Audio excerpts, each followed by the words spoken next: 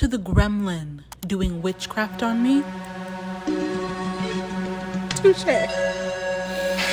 You got me there. It's August 5th when I'm filming this. In June, I busted my knee. In July, I had surgery. And now I'm about 5 weeks post-op and I'm learning to walk again. No, that is definitely what I had planned for 2026. So let me tell y'all what happened, okay? It was June. It was the week of Juneteenth. I was out with the community. I was at a community event. What is a girl in Texas doing in June? Going to Juneteenth events. I was at a adult field day, like come play, like let's play to freedom. And so I go and I know I'm not going to participate. Like I don't plan on participating. I plan on being who I am, which is an impeccable cheerleader. Like I am the cheerleading captain. I can rhyme on the spot. You know what I'm saying? Like sometimes you're someone who contributes to the vibe. So I go to contribute to the vibe. I'm not even dressed in field day activity type clothes. I came in some cutoffs, a t-shirt, and my chucks. So I get swept up, caught up in a rapture, as they say, and I decide to participate in the first event of the afternoon, which is a relay race. So I'm participating in this relay race, and one of the things is it's a sack race, potato sack race. Literally minutes before we were with our teams and I'm hitting Megan Thee Stallion knees. I don't realize that I have just done the last squat I will ever do in 2026. Wow. The first person goes, does the relay. The second person goes, does the relay. I think I'm the third person. I go and do the relay. I'm coming back around. She be coming around the mountain when she come. And I'm doing the sack race. Right? Everyone's cheering. Big teeth out to the world. Smiling. Everyone's smiling, laughing, cheering. To freedom. That's me jumping. Didn't know that was the last time I would jump. I trip. Now, did I trip because I didn't have the right bra on? And so I was holding my boobs with one arm? Did I trip because the sack in the sack race was too small? I literally remember thinking to myself as I stepped in the sack, do the sack race, I'm like, damn, this sack is tiny. Or was it the person doing witchcraft on me? I don't know. But I trip and I fall, boom! I fall on my knee with the full force of my body weight, every lb, and with the full force of Isaac Newton's gravity. And I see my knee pop out of place. I crumble and I scream. I think I dislocated my knee. Somebody blow the whistle. Everybody swarms. Now this is where I don't remember too much because the pain that washed over me, whoa. But my leg was bent like this. I couldn't straighten my leg. And I'm begging. I think I dislocated my knee. Remember this. And so what do? I'm begging anybody. I don't know these people. It's the community. I'm begging people to pop my knee back into place. Just pop it back into place. Please. Obviously, nobody's finna pop it back into place because they're wusses. Because I think to myself, how bad could it be? 1 single second of sheer agony? I can do that. I can get it done. All I have to do is bite something down. I can do it. Nobody is popping my knee back in, and I realize I'm stuck like this. I can't get up. I can't walk. And your knee needs to be in the right place in order to stand. So then, this is my favorite memory of this whole ordeal. People are swarming around me. Someone's trying to make sure I'm not finna pass out. Another person's making sure that my heart rate is da-da-da-da-da. These are all regular people. And my favorite memory is someone screams, "Does anybody know this girl? Help! Who knows this girl? Who?" And guess who knew this girl? Dwayne was there. And Dwayne is like, "I'm calling 911. I remember being like, damn, do I want to get in the ambulance? No. The ambulance comes. I asked the EMT, I said, "Hey, can you pop my knee back into place by any chance?" He gonna tell me he not qualified. He not authorized. He didn't say qualified. He not authorized to pop my knee back into place. And I'm like, pray tell, what is the E in EMT? Is this not a E? You can't pop it back. Who can? Whomst. They put me in a splint, still like this. My knee is still bent like this. Put an IV in my veins because it's hot. It's June. And I get in the ambulance. Then I'm in the ER, right? They don't know where to put me. There's nowhere to put me. I'm literally talking to the EMTs like, I've seen this episode of The Pit. I'm fine. They kept asking me if I'm okay. Do some x-rays. They hit me with that fentanyl, that Fenty. And magically, my leg is completely straight. I don't know how they did it. I don't remember them doing it, but I went from unable to straighten my leg to now it's permanently straight and it can't bend. Long story short, I did not dislocate my knee, because a dislocation is when your knee pops from left to right. Dislocated. Your knee is located the length of your leg and it dislocates to the side. My knee was not dislocated. I tore my patellar tendon. A complete and total rupture. Thusly began a saga of navigating the healthcare system as a uninsured self-pay patient. Whoa. I had surgery. I don't remember getting out of surgery, but I do remember saying that I was having a BBL. I was getting a BBL because that felt a little more fun, and like, it's so much better to say you're electing to get cosmetic surgery versus having them sew your knee back to your leg so that your knee and your leg connect. You see how one is scary and the other one is just like, oh, you want a booty. Nothing wrong with that. A complete patellar tendon rupture, if you look it up, it's called a life-changing injury. Let me explain what had happened was. Welcome to my leg, okay? Let's discuss what happened here. As you can see, front view, obviously. Obviously. You have a thigh bone, your femur. You have a knee bone, otherwise known as your patella. And then you have your shin, otherwise known as your tibia. Bone, bone, bone. But what, pray tell, connects bones to each other? Because you just can't have bone grinding on bone, can you? You have muscles and you have tendons, right? I think the huge chunk of thigh muscle is called your quad. You don't really have much like a muscle group in the front of your leg. Like right now, touch the front of your leg. That's your bone. Like that's your shin bone. That's why you wear shin guards when you play soccer. This is crazy. What connects your knee to your shin is your patellar tendon. When I tripped and fell and slammed down on my knee, what ended up happening? Slice. I ruptured my patellar tendon. Do you see that? It's not connecting. Ouch. This is what my MRI looked like.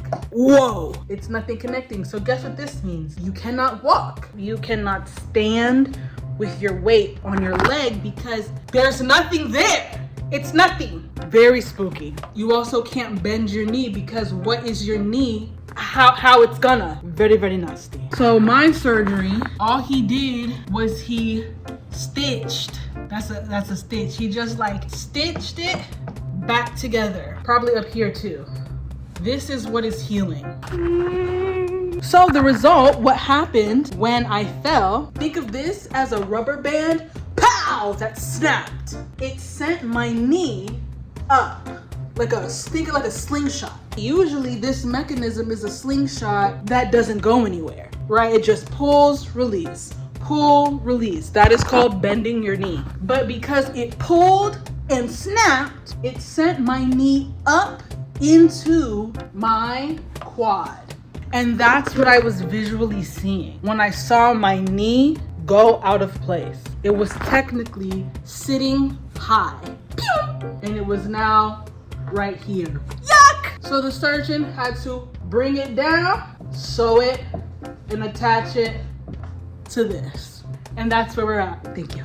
Boy, I tell you what, that village was villaging. I recovered from surgery in a hotel, like an ADA accessible hotel. I can't step into a shower over a bathtub. That one had like a completely flat entrance into the shower. Yeah, I had a kitchen. So my whole world was in one room versus in one apartment. That was so helpful.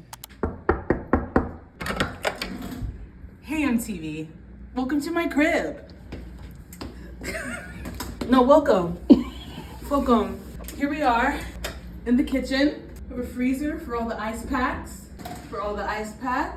Give me a second. We're over here in the living area. Oh, you want me to demonstrate? No, literally. Ta-da! To the desk area. I can't sit in chairs. So what did I use this for? To transport stuff. You put your plate and you just scoot and boot. Because she was bored, not because I would not help. And now we are entering the bedroom. Our spacious queen-size beds. Now, interestingly enough, it is very comfortable for me to sleep completely diagonally. And that is only made possible by having a bed big enough. So thank you. To the closet, this is where I parked my wheelchair. Yes, that's how I got up here. I don't remember arriving here, but I remember leaving. We've come a long way. And then let's show the view. You ever heard of Top Golf? You ever heard of Top Golf? Yeah. That's the room. I had a great time healing. It's sliding. But jump scare, trigger warning. Those are mostly pin marks. Yeah, I'm excited to learn how to walk again. Next time you see me, maybe some crisp fall walks headed your way. Crisp fall walks headed your way. Thank you so much. Love you down. Thanks for being my village. And now I'm back home. And I'm establishing a new normal. The thing about rehab and recovery is that every week is a new normal. Every day is a new normal as you gain mobility, and that mobility gives you independence, and that independence gives you confidence, and that confidence is necessary to calm down fear of the next step, of the new skill you have to build. Every single day you have to do something new. Every single day you have to push yourself. You have to believe in your mind that you can do this new thing. And you have to metabolize the emotional pain that comes with accepting that this new thing you're doing is actually an old thing that you used to be able to do, but you can't anymore. And you just have to feel the feelings and then let it go. You have to quickly let it go because that was in the past. I used to be able to walk. And now, for now, I can't. Not the same way, unassisted. The truth is, I know I'm going to walk again. I know I will. The one thing, I really miss sitting crisscross applesauce. I didn't realize how much that was part of my life. And it means I'm kind of always uncomfortable because I'm most comfortable sitting crisscross applesauce or sitting with my legs up. You know what I mean? You know all the adjusting you do. You sit down in a chair and then you scoot and then you just get comfortable. Besides the pain, besides, you know what I'm saying, all that, I've just been uncomfortable for months. When the surgeon was like, what are you trying to get back to? You know what I'm saying? What was your level of activity? I'm like, forget all that. My goal is to sit crisscross applesauce. 20 degrees, ho! Assisted. 20 degrees.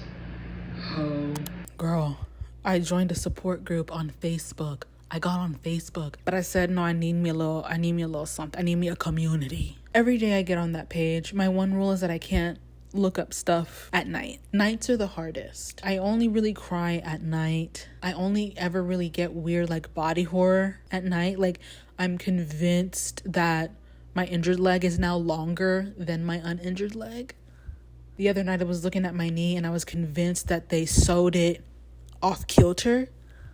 So nighttime is the bad place. But every day I get on that Facebook page and I see people who had the same injury as me, although everyone has different. Some people have partial tears, some people have complete tears, some people have to borrow a piece of their thigh to help sew. Every day I get on that page and I see people doing things that I can't even fathom doing. The other day, a guy, a year, 16 months post-surgery, post-op, and he jumped up in the air and landed on both of his feet. I felt a shiver down my spine. Before I could even give it a like and be like, oh my gosh, I'm so happy for you, congrats, yeah, way to go. I literally felt sick to my stomach because I'm still so close to my injury, close to my surgery, really, that I can't imagine doing something that dangerous as to gain air, come back down with Sir Isaac Newton's gravity. Slam.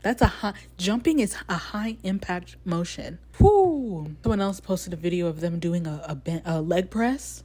Oof, I almost barfed. One girl was on there celebrating that she had finally been cleared to drive. Oh. I haven't driven since June 13th. I just sit in the back of Soup's car with my leg outstretched. So I'm like this. I'm sitting like this. You know, I'm a Texas girl. I've been driving for almost 20 years. That's really hard. There's a lot of grief and there's a lot of fear. It's spooky. Like, this injury is particularly oogity boogity. There's something about this injury that's like, yuck. I watched Halis's videos. Shout out to Halis. Because she been helping me. And she like sent me a shower stool and all this stuff. A wedge pillow to elevate my leg. And we be texting like about stuff. And I was rewatching her videos because she had ACL. I think it's ACL. But even watching that's a different injury. She was walking leading up to her surgery. Wobble, wobble, wobble. So there's something just like, ugh, like internally like yucky. I can feel my knee inside of me. What? It's just so like, it makes me want to puke sometimes. And so like, just trying to take things for what they are. Every single day I have to do something new. I have to attempt something new. You got to push yourself mentally, because walking is mechanical, but it's also mental. You have to believe that you can, and then you have to be able to. Those are two different things. And now for a list of my summer favorites, rehab edition. This is this strap, and you hook it around your foot and then you lift your leg using the power of your arm. I just got this on Jeff Bezos' little blog. Don't worry, that's a ticket. Don't worry about that. Hook it and you lift your leg. Rinse-free bath sponges. I got this suggestion from the BBL girls. Now I have a shower bench where I stick my leg out of the shower and the rest of me is sitting in the shower. But before I could do that, these are just like soft. It's almost like a dryer sheet, and you just wet it with water, foams up and it suds up, and you can wash your body, and then you just wipe it away. Like, you don't have to rinse it like you do regular soap. What'd that say? Caution, opioid? Yeah, this is hydrocodone. Although I don't take it really anymore, I took it every 6 hours for the first 5 days post-op. And I really think that is what saved me, because I was on Reddit, I was on these forums, and people are talking about the extreme amount of pain. And I was like, what do you mean extreme? The biggest advice everyone said was to stay ahead of the pain. Never wait to be in pain, because by the time you're already in pain, it's hard to catch up. And I said, hey, pain is chasing me, but I am faster. And then I stopped cold turkey, day 5. Wasn't the best idea, but I didn't know that. This is a urinal. I got it off Jeff Bezos' little website, but it is from a company, a woman-owned company, Luna. I don't know if you can see that, because I knew, especially in the middle of the night, when I'm zooted off that hydro, I just need to pee. I use this to this day, even though now I know how to sit on the toilet and I've figured out all that stuff. Sometimes the amount of time it takes me to get to the toilet, I don't have that kind of time. This is uniquely designed so you're not just like peeing in a bucket by the side of your bed. This allows you to hold it underneath yourself. It's clean, there's nothing in here. That's what it looks like inside. This is soft silicone that you can detach and clean, and you just kind of put it in there and you kind of let it rip. The flow flows to 2 sides, so it's not like a stream to the bottom of this. That's what makes the sound. But when you divide the stream, because you pee one stream and it divides the stream, it sounds like nothing. It's very discreet, very demure, which is important when you are feeling like you're broken. I don't know if they're from Shark Tank, I don't know where they're from, but they did something with this. And last but not least, for my favorites, dresses. Yes, when you can't bend your leg, putting on pants or shorts or even underwear where you have to put on one leg at a time via bending proves very difficult. And again, it increases the time it takes to do something. So I need to pee, and I'm like, I get to the bathroom, now I have to drop my pants, figure out how to wiggle the pant leg off of one side, brace myself, wiggle the pant, too much, throw on a dress. Dress number 1, house dress number 2, house dress number 3, house dress number 4. This is my dirty laundry. I'm wearing a dress right now. If you are somebody who sits down to pee, you need to be wearing a dress. At least when you're at home. When I go to physical therapy, when I, I'm out on the town, I'll put on some shorts. But in the house, free. Feel the breeze. Those are my favorites. Thank you so much for watching. Back to the video. So anyway, bad news. I tore my shit up. Good news. I'm on the mend. Bad news, I had to put my PBS show on hold as I figure out how to proceed. Good news, I think that means I can be here a little more. Bad news, I didn't have the summer I thought I was gonna have. Good news, I turned another year older anyway. Time marches on. So that's my life update. To the Patreon cousins, thanks for being you. Like, what the helly? To the Discord cousins, the media club cousins, sorry that we had to cut that short. Once I was in that ambulance, it was Soups who made the announcement. I don't even know where I was. I don't know what headspace I was in. Just traumatized. Anyway, what was I saying? To the Discord cousins, the media club cousins, thanks so much for being so understanding. I kind of want to use Discord to just hang out, but I haven't figured that out quite yet. But now that my capacity has returned and I'm kind of in a space of I'm not living day to day, it was touch and go. I was really living day to day, but now my capacity has returned. I am able to push myself and do the things. So thinking about Discord, thinking about uploading here. To the internet cousinship at large, in the comments below, give me your best protein packed meal ideas, because I have to build my mitochondria. From the mitochondria, I have to build myself back up. Holler at me with meal ideas, holler at me with words of encouragement. Tell me how your year's been going. I hope it's been better than mine. I hope you're not broke up like me. But if you are broke up like me, low key, I want to commiserate too. Just tell me stuff in the comments below. And I will see you on the internet somewhere.